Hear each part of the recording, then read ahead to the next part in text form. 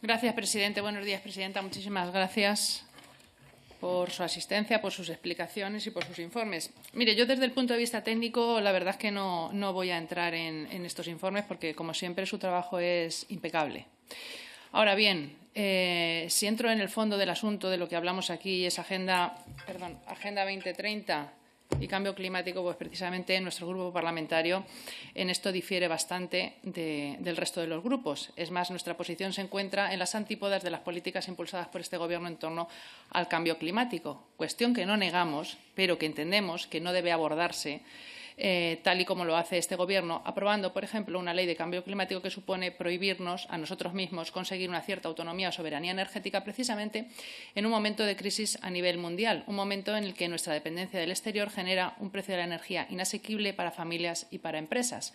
Por tanto, todos aquellos organismos y recursos que estén destinados a ahondar en esta política que consideramos ruinosa, con un planteamiento contrario a los intereses generales de España, pues para nosotros son innecesarios. De ahí que en las anteriores propuestas de resolución que acabamos de votar, ya lo que hemos planteado, entre otras cuestiones, es precisamente la eliminación de la Oficina Española del Cambio Climático. Una oficina que ha sido dotada para 2023 con 27 millones de euros, de los cuales 23 van destinados a las supuestas acciones y actividades en materia de cambio climático. Y vemos que su informe, el informe del Tribunal de Cuentas, pone de relieve, precisamente en estas recomendaciones que acabamos de escuchar, las deficiencias en el desarrollo de su teórica labor y función, destacando la falta de coordinación, por ejemplo, con las administraciones territoriales, no posee un mecanismo de seguimiento respecto a las actuaciones que se desarrollan, carece de informes sectoriales que permitan valorar el grado de avance y efectividad de las acciones. Un análisis en relación a la falta de eficacia de las ayudas. En definitiva, parece más una oficina enfocada a la propaganda que a verdaderas acciones eficaces, lo que nosotros venimos a denominar un chiringuito en toda regla. Pero, bueno, no satisfecho el Gobierno con esto, pues hace unos días el presidente del Gobierno ha anunciado, como parte del compromiso de España en lucha contra el cambio climático, que va a aportar otros 30 millones de euros adicionales al Fondo de Adaptación. Nosotros, desde luego, proponemos también, en relación al tema del cambio climático, la eliminación de las nuevas emisiones de derechos de emisión del CO2 con vistas a su supresión, ya que se han convertido en un instrumento, entendemos, de especulación y encarecimiento de la electricidad final usada en hogares e industrias. Y así, un informe del Banco de España apuntaba que la escalada de los precios ha sido de una magnitud tan elevada que, según algunos analistas, no puede descartarse que exista un componente especulativo significativo. Por otro lado, también hemos instado a iniciar un marco transitorio de estabilidad jurídica y económica con precios fijos sobre esos derechos de emisiones de CO2, de manera que se permita la compensación hasta alcanzar la completa supresión del mercado de emisiones, y proponemos destinar el importe íntegro recaudado por los derechos de emisión a rebajar la factura eléctrica de España. Y en todo esto también está, por supuesto, la Agenda 2030, consistente en esa lista cerrada de 17 objetivos para el desarrollo sostenible de carácter ideológico, económico y social, elaborados y aprobados en el seno de las Naciones Unidas y no por ningún Estado. Para nosotros entendemos que son eslóganes aparentemente muy positivos en su formulación, pero ideados para moldear a las naciones conforme a los intereses de ciertas élites y no realmente de los ciudadanos. Y en realidad constituyen un programa completo de transformación política, social, económica y cultural y moral de las naciones que se quiere imponer sobre las políticas de los gobiernos. Y estos objetivos de desarrollo sostenible no han sido sometidos, como digo, a debate, enmienda o votación en las Cortes Generales, ni tienen fuerza obligatoria ni vinculante para los españoles, salvo cuando se colocan en nuestros textos normativos. Sus medidas conllevan un cambio de modelo económico, social y familiar, lo que implica el empobrecimiento de las clases medias y trabajadoras, disminuyendo su poder adquisitivo y la calidad de vida en beneficio de ciertas élites. Para nosotros entendemos que es un proyecto totalitario que abiertamente busca un nuevo contrato social global, caminando hacia esa gobernanza mundial, con unos gobernantes que no han sido elegidos por el pueblo ni por los ciudadanos, ni pueden ser cesados o controlados. Y su intención es precisamente revertir costumbres, tradiciones, el modelo económico y la idiosincrasia de cada nación, hasta el punto de modificar derechos y libertades reconocidos en los ordenamientos jurídicos nacionales y de inmiscuirse en aspectos íntimos y cotidianos de la vida de las personas. Precisamente estos objetivos de desarrollo sostenible utilizan la excusa del cambio climático para desarrollar esos planes dirigidos al control de la demografía mundial, o tratan de controlar las políticas de gobiernos prescindiendo de las realidades de cada nación, su estado de desarrollo económico, su régimen político o sus identidades culturales. Y estos objetivos pueden agruparse en tres grandes núcleos de la gobernanza mundial: socavar la idea de soberanía nacional, adoctrinamiento ideológico y cambio climático como motor de transformación económica. Por tanto, la imposición de esa verdad única sobre el cambio climático tiene una importancia central en la Agenda 2030. Al menos 7 de sus objetivos convergen en la ideología del cambio climático como técnica de ingeniería social. Los objetivos climáticos, bajo nuestro punto de vista, no parten de una teoría científica ni son un recetario de soluciones técnicas para la conservación de la naturaleza, sino un pretexto para avanzar en objetivos políticos que van mucho más allá y que pretenden cambiar el modo de vida de las personas. Nosotros, desde Vox, ya hemos registrado en el Congreso una propuesta para iniciar un nuevo camino en materia energética y revertir así los perniciosos efectos de esta actual Ley de Cambio Climático aprobada en el año 2021. La energía es un elemento fundamental y estratégico para la prosperidad de toda nación y que lamentamos que en los últimos años tanto líderes políticos como empresariales de las sociedades occidentales hayan suscrito esos tratados internacionales y dictado leyes para reducir las emisiones de dióxido de carbono en plazos y realizados implantando nuevos impuestos y creando figuras como los derechos de emisiones verdes. Termino. Así, y frente a esa ley de cambio climático, nosotros proponemos como centro de la acción política la lucha contra el cambio climático y la transición energética con una sustitución de los principios rectores. Abogamos por conservar el medio ambiente y nuestro planeta, pero no a costa nunca de arruinar a los españoles para que ciertas élites y multinacionales se vayan a enriquecer a nuestra costa. Gracias. Gracias, señor presidente. Bienvenida, señora presidenta. Como siempre, gracias por la exposición y el informe y los informes. Y también felicitarla y a todo el equipo del Tribunal de Cuentas por la calidad de los informes presentados. En este bloque tratamos dos informes. Voy de atrás adelante. El primero sobre la Agencia Estatal de la Administración Tributaria, ejercicios 2016, 17 y 18. Volvemos a encontrarnos con el problema de siempre, que estamos hablando de informes que tienen una relativa antigüedad, ¿no? No obstante, suscribimos las recomendaciones planteadas por el Tribunal de Cuentas en este informe. Luego el segundo, que evidentemente tiene bastante más materia para comentar, por su importancia, es sobre la financiación de la actividad económico-financiera y el control de las formaciones políticas. Y antes de ponernos a analizar un poco lo que se menciona en el informe, creo que deberíamos hacer una serie de reflexiones. Partidos políticos, sindicatos y patronales han hecho de las subvenciones públicas una vía fundamental para garantizar su subsistencia. Segunda es que no debemos perder de vista que el objetivo que deben tener los partidos políticos es canalizar las aspiraciones, la representación y los intereses de los españoles. La tercera es que ningún ciudadano debe verse obligado a financiar a través de sus impuestos a aquellos partidos políticos con los que no esté de acuerdo, y ni siquiera aquellos con los que esté de acuerdo.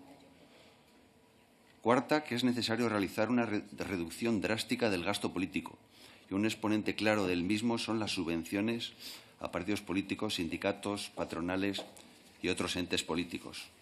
Y quinto, que es imprescindible fomentar la independencia, la libertad, la vocación de servicio, la cercanía a los ciudadanos y la gestión razonable de los recursos de los partidos políticos. Cuanto al informe, se realiza una serie de recomendaciones de las que me gustaría comentar con la señora presidenta las siguientes.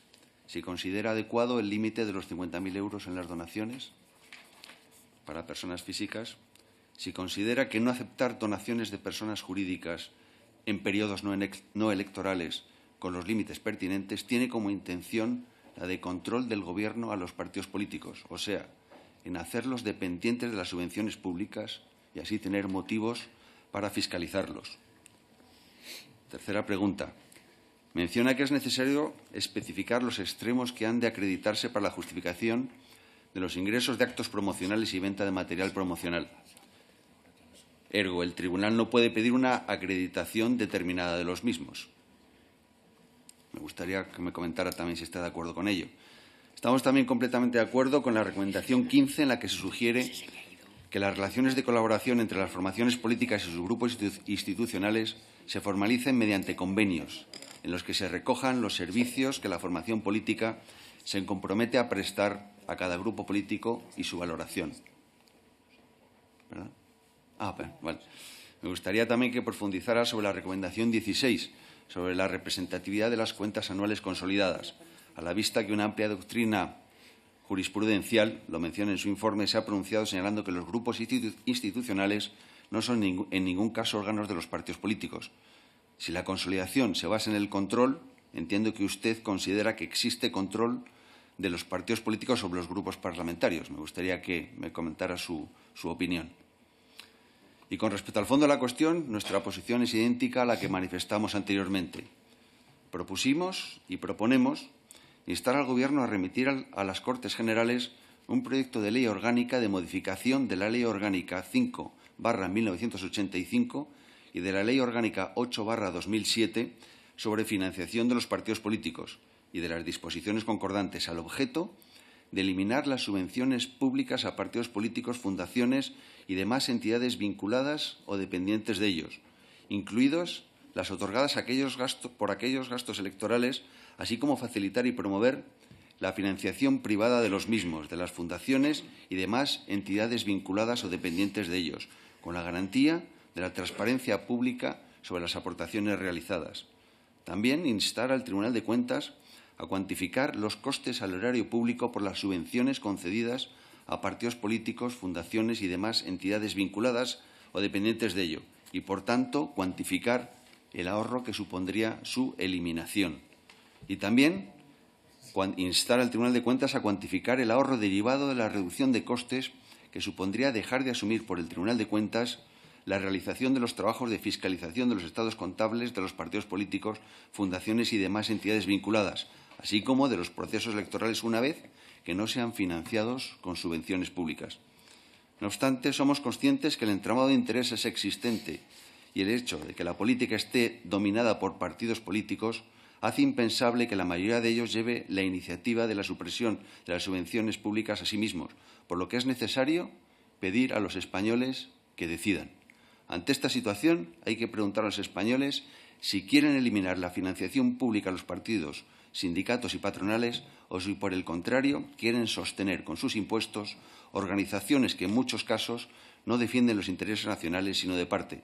No tengan miedo, preguntan a los españoles y hagamos caso a lo que ellos decidan. Muchas gracias.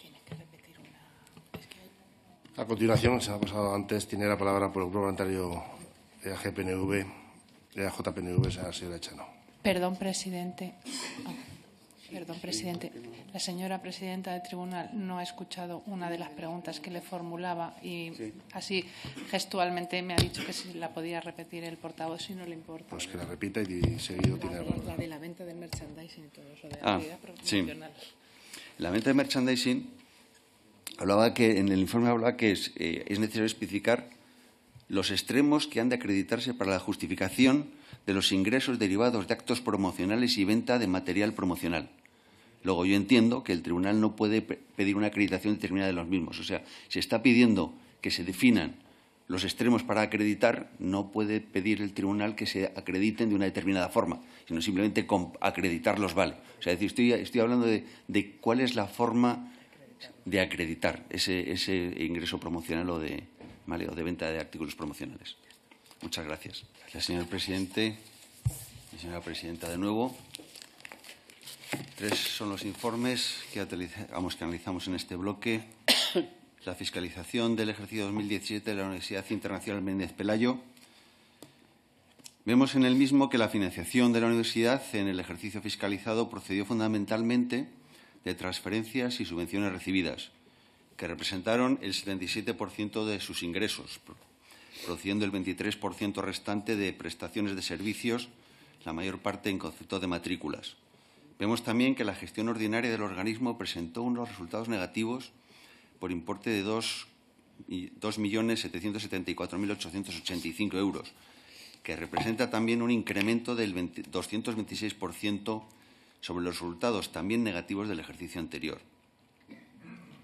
No está entre las recomendaciones, y nosotros sí la plantearíamos, trabajar para aumentar el porcentaje de las transferencias de las empresas privadas, fundaciones y otras entidades sin ánimo de lucro, para lograr reducir el gasto público y reducir la dependencia de este organismo de la Administración General del Estado. Me gustaría detenerme en una de las recomendaciones. Se habla que en materia de recursos humanos el Tribunal recomienda a la universidad ajustar las funciones del colectivo de trabajadores laborales a su categoría y limitar el número de trabajadores fijos discontinuos. Un colectivo que en los periodos en los que no está inactivo no computa como parado en las estadísticas, pero tiene derecho a cobrar la prestación por desempleo si lo hubiese generado. Un hecho, tipo de contrato que enmascara la imagen fiel, utilizando el lenguaje de auditor, de la realidad del mercado de trabajo en España. Claro que enmascarar la realidad es una práctica habitual en el Partido Socialista. Segundo informe sobre la fiscalización de la Agencia Nacional de Evaluación de la Calidad y Acreditación del ejercicio 2018. Me gustaría detenerme en dos recomendaciones. La recomendación segunda, que menciona que la ANECA debería aprobar una RPT para el personal laboral fijo, de modo que se permita diagnosticar una escasez en el número de efectivos o una inadecuada distribución de los existentes y lograr una mayor eficiencia posible. Y la recomendación octava, que menciona que la ANECA debe llevar a cabo sin mayor dilación la implantación de una contabilidad analítica, completamente de acuerdo, que permita disponer de información sobre los costes de las actividades señalados en la memoria de las cuentas anuales. Recomendaciones que compartimos absolutamente y que deberían implantarse en todas las administraciones y organismos dependientes del Estado, a lo que ayudaría la elaboración de un presupuesto en base cero y una actitud favorable a la gestión eficiente de las cuentas públicas, que a la vista de los déficits que estamos incurriendo habitualmente no tienen interiorizado el Partido Socialista. El tercero, la fiscalización de la Fundación del Teatro Real correspondiente a los ejercicios 18 y 19. Vemos en el detalle lo siguiente, que los recursos de la Fundación proceden fundamentalmente de los ingresos de patrocinadores y colaboradores, pero la financiación pública a través de subvenciones representa un 24,33% de los ingresos en 2019 y un 22,1% representaba en 2018. Creo que sería bueno indicar dos recomendaciones adicionales. La primera, que el Teatro Real debería continuar con las medidas adoptadas que le permitieran incrementar los ingresos de patrocinadores y colaboradores y de los ingresos por venta de entrada, lo que redundaría en un ahorro para las cuentas de las diferentes administraciones públicas. Y la segunda, consolidar el actual modelo de gestión del Teatro Real, en el que, mediante la combinación de un incremento de los ingresos privados y una gestión eficiente del gasto, potencien a esta institución como referente cultural en España. Muchas gracias.